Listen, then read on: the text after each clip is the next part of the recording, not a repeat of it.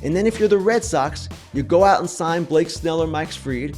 You do some other things as well, and bingo, you are back in business. Welcome everyone to the Monday edition of Fair Territory, and believe it or not, we have an actual free agent signing, a significant one, not one of these 1 year, $2.5 million kind of deals. On Monday morning, John Heyman, the first to report that the Angels are in agreement with Yusei Kikuchi, left-handed pitcher, on a 3-year, $63 million deal. This qualifies as something of a surprise, not with the number. That was exactly what Tim Britton of The Athletic projected, 3 years, $63 million, but the team.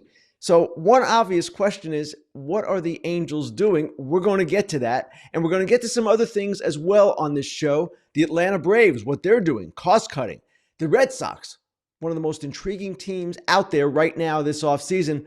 But let's start with Kikuchi because he is a fascinating case study in how a player can rebuild his value rather quickly. If you remember, Kikuchi, in his first 22 starts with the Blue Jays this season, 4.75 ERA. He gets traded to Houston, and what happens? Houston fixes him like they do with so many pitchers. 2.70 ERA in his final 10 starts. He doubled the use of his slider, reduced the use of his four-seamer, and basically ditched his curveball, became a different pitcher. And now he ends up with another really good free agent contract. With the Angels, it's a fascinating situation. They believe, even though they finished last place in the AL West last year, 6 games behind the A's, even though they were that bad, that they are a team that can actually make up some ground this season. Obviously, it would take Mike Trout being healthy, but they've done some things this offseason to kind of reinforce what they have. And what they like about their team is this emerging young core. Zach Neto, Nolan Schanuel, Ben Joyce, some other players as well. Logan O'Hoppe, of course, would be in that mix. They still have some holes. They're going to likely address those holes. But let's look at what they've done thus far this offseason, because they have easily been the most aggressive team out there, trying again to take a step forward. You see the Kikuchi deal, 3 years, 63. Travis d'Arnaud, after the Braves declined his option, 2 years, $12 million. Kyle Hendricks, we'll see what he has left. 1 year, $2.5 million. Kevin Newman, the infielder, 1 year, $2.5 million. And the trade for Jorge Soler, who is owed 2 years, $26 million. What do all these guys have in common? Well, if you want to generalize, they're all in their 30s. And they're all considered, for the most part, high character types. Every one of those players. And the Angels are trying to change their culture. I wrote about this today in my notes column. This has been something that they've been trying to do, starting with the hiring of Ron Washington, kind of change up the whole mix. And they non-tendered Patrick Sandoval on Friday. Kind of a questionable move. He's a guy coming off Tommy John surgery, probably won't pitch this year, but they had him under control for 26, and yet they decided that wasn't worth the risk. Obviously, they plowed the money into Kikuchi, a better use of the money considering the Kikuchi is healthy. But Sandoval is the latest of a number of Angels players developed by the team that they've let go. They're kind of just bringing in a new wave here. New young talent and new veteran talent. Where it all goes, we'll find out. The Angels are a team where it seems like they're either spinning their wheels or trying something different every year. And again, so much will depend on Trout, to a lesser extent Anthony Rendon. I don't know that the Angels are counting on him. They still have their needs. Starting pitcher, perhaps another one. Bullpen for sure. Second or third base, depending on where they want to play Luis Rengifo. So the Angels can't be done.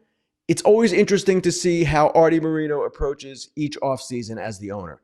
This one, he seems to be inclined to spend. Other offseasons, not so much. Now, the Kikuchi deal is in line with the Angels' general philosophy of not giving long-term deals to starting pitchers. They generally don't go beyond 3 years. And yet, this is the most expensive deal that the GM, Perry Minasian, has signed since taking over that position a few years back. So the Angels seemingly are back in the mix here. To what end? Well, no one seems to know. We will not know until we see them play. And again, with the Angels, it's a question of, are you going forward or are you spinning your wheels? All right, now I want to talk about another team on the opposite coast, another team I wrote about this morning in The Athletic, the Atlanta Braves. The Braves, to this point, have taken quite a different approach than the Angels have. They've been cutting costs. They've been reducing salary, trying to trim down their payroll in anticipation of doing some other things. So the Braves are in a funny spot right now because they had some unexpected things happen. One, Ronald Acuña Jr. and Spencer Strider are likely not going to start the season with the team. In fact, not even likely. It's not going to happen with those two guys. They will not be on the opening day roster. In addition, their setup man, Joe Jimenez, he's a guy who might be out for the entire season. So they've got these holes here: an outfielder, a starting pitcher, and a setup man. They've got to address these holes and do it in what they believe is a responsible way. So let's look at what they've done so far, because these moves have been rather telling in terms of where they are going, at least to this point. They're going to build up again, but here's what they've done so far. Traded Soler to the Angels. We talked about that. That saved them $26 million over 2 years. They restructured Ronaldo Lopez and Aaron Bummer's contracts. The Lopez restructuring essentially saved them $3 million this season. Bummer as well saved them some money this season. They're trying to reduce that 2025 number. Declined Travis d'Arnaud's $8 million option. Winds up signing with the Angels. Doesn't everyone, it seems. And then the non-tenders of Laureano and Canning. The Braves are a team that has exceeded the luxury tax threshold 2 straight years. Probably don't want to do it 3 straight years. Teams never want to go over it again. But at the same time, they're not all that far below the threshold. Fangraphs has them at about $214 million in luxury tax payroll right now. The threshold this year will be $241 million. That leaves them $27 million to play with. It's going to be difficult for them to get under, in my opinion, if they're going to sign quality players. And it certainly looks like they're going to sign one significant starting pitcher. They have to. Strider will not be ready to start the season. Fried could be gone. Morton might retire. They have at least one hole in that rotation. So they're an interesting club. They're a club that is going to do some things. We know that. Alex Anthopoulos will certainly scan the outfield market, try to come up with some pieces who can fit until Acuña is coming back. That outfield market is quite deep. I listed a number of outfielders, left-handed hitting options, right-handed hitting options in my column today. The Braves would prefer a left-handed hitting outfielder, but really it doesn't matter. They want the best player. And the longer they wait, the more the bargain should emerge in that particular aspect of the market. So the Braves are a team to watch, certainly, because so far they've gone backwards, not forwards, and their plan is to go forward again. Oh, and one more thing. If you want more on the Braves, listen to Hammer Territory, available on YouTube and wherever you get your podcasts. They are part of the Foul Territory Network.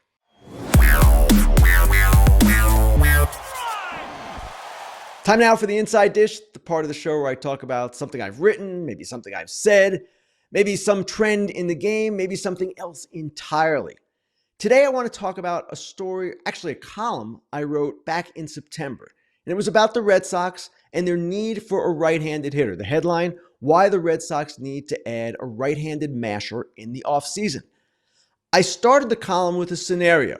And the scenario was move Devers to first, Rafael Devers, their great third baseman, to first.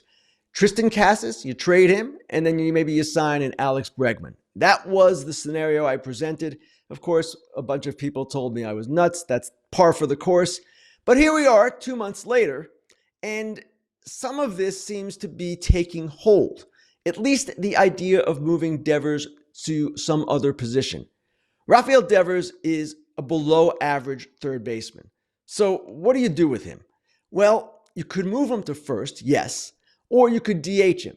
Now, I don't see them DHing a guy entering his age 28 season with 10 years, $286 million left on his contract. That would not seem to be a very productive thing to do. I can see him playing first base, even though his agent has come out and said, my guy is a third baseman. But you're the Red Sox, and you have this situation. You have a need for more right-handed hitting, and you have a desire, and I believe this desire does exist in the organization, to get Devers off third base where by every advanced metric, he is not good. So, do you trade Casas? Well, let's look earlier in the offseason at what Craig Breslow, their president of baseball operations, said about that idea, because he seemed to throw water on it. He said, I'm not sure where that's coming from.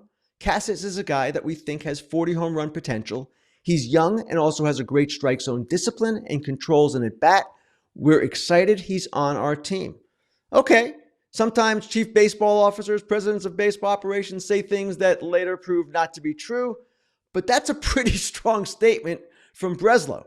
Now, could you trade Masataka Yoshida? Well, he's got 3 years, $54 million left. You're not going to get anything for him. You're going to probably have to eat most of the contract. So I don't know how that works. But this remains an intriguing scenario, the whole thing, because of the Red Sox need to get more right-handed. And I want to show you here just what I mean. Let's look at how far they lean to the left in terms of how their position players line up.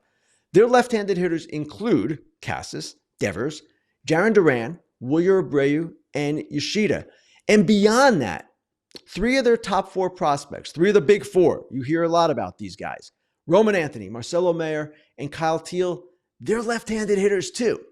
Now, from the right side, where are they? Well, Tyler O'Neill is a free agent, so he's no longer there.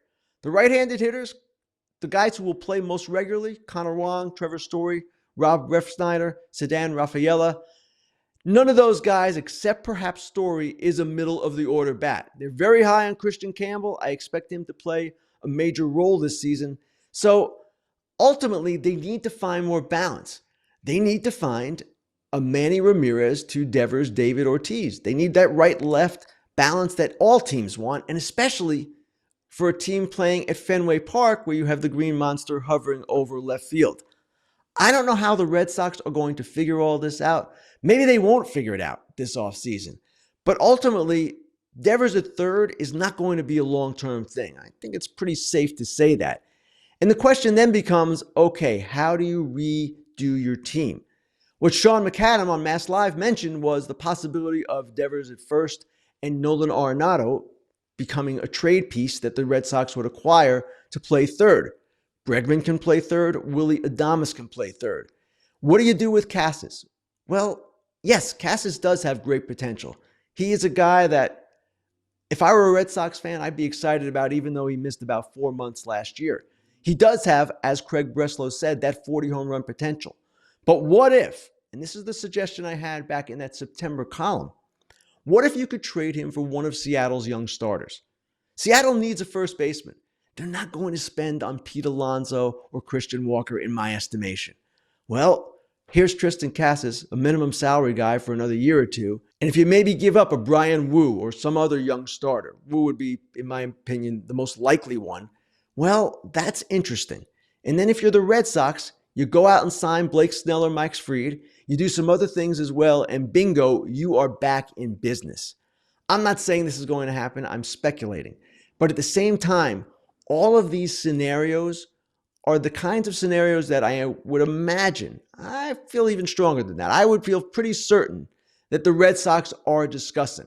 I don't know if it's the specific names, but the idea of moving Devers off third, yes, that is something that I would think they are discussing. The idea of getting more right-handed, yes, I would think that is something they are discussing. This is a team that is looking rather interesting with what they might be going forward, with the big 4 coming, with the idea that they already have some pretty good young players in place and these others going to join them. They're in position to spend money. They are eager to spend money. They've been saying that all off season. Now they have to figure out how to make the pieces fit. This entire conversation changes if the Red Sox happen to be the team that signs Juan Soto. Now, yes, Juan Soto is another left-handed hitter. He is also the premier left-handed hitter, along with Shohei Ohtani, in the game today. He's a guy that if you get him, you forget the rest of the plan and you kind of just figure it out from there. So I don't expect that to happen. I still expect Soto to be with one of the New York teams. But if the Red Sox get Soto, well, they're going to have to do some other things, mix it up in some other ways. Time now for Grillin Ken. Let's get to your questions. First question comes from Austin Douglas, who asks, what are some reasonable infield options for Seattle to pursue in both free agency and the trade market? Also, do they need to trade one of their starting pitchers to make a serious upgrade to their lineup? Well, Austin, this is just what we were talking about, and it's a really good question because if you have the starting pitching that Seattle does, you don't want to trade it. Because let's face it, you trade one of these guys, then maybe another one gets hurt next year and you're back to where you started looking for starting pitching. At the same time, these guys have extreme value. Gilbert and Kirby, Wu, the whole group.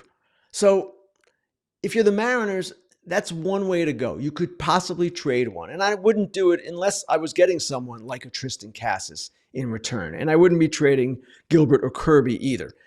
The other way to do it would be through free agency or trade of another kind.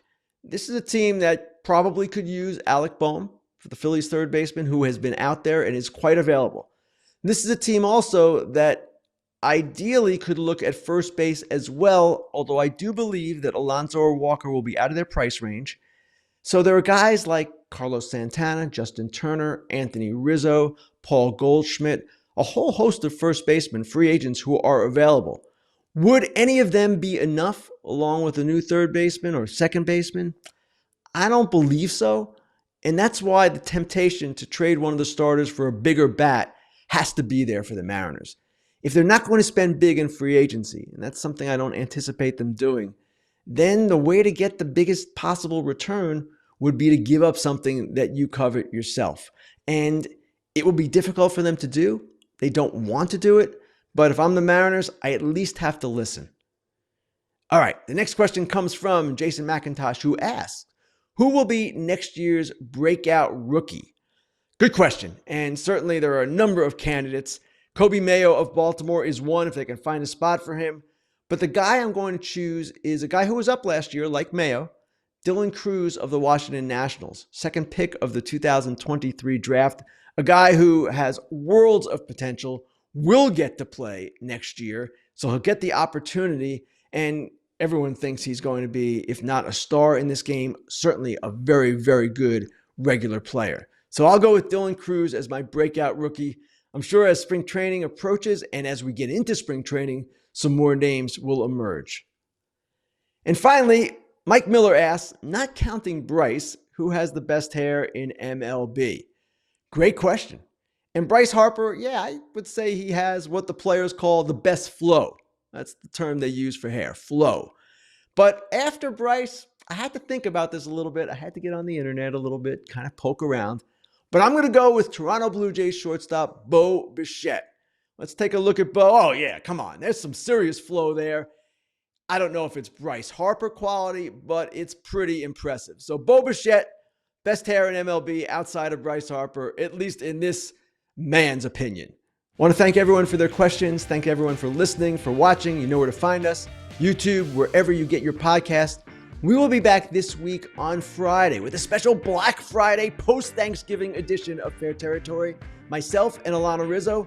Tune in then. Let's thank our friends at BetMGM. Let's shout them out. BetMGM first bet, $1,500 offer when you use the bonus code FOUL. Get this offer when you download the BetMGM Sportsbook app or at BetMGM.com. Sign up, enter that bonus code FOUL, and deposit at least $10 into your new account. Place your first wager, receive up to $1,500 back in bonus bets if the bet loses. If it does lose, your bonus bets will be available once your initial wager is settled. Gambling problem or concern? There's help. Call 1-800-GAMBLER. Hey everybody, be sure to like and subscribe for more content. Fair Territory airs each week, and we'd love for you to become part of our community. Here's another video you might enjoy. See you next time.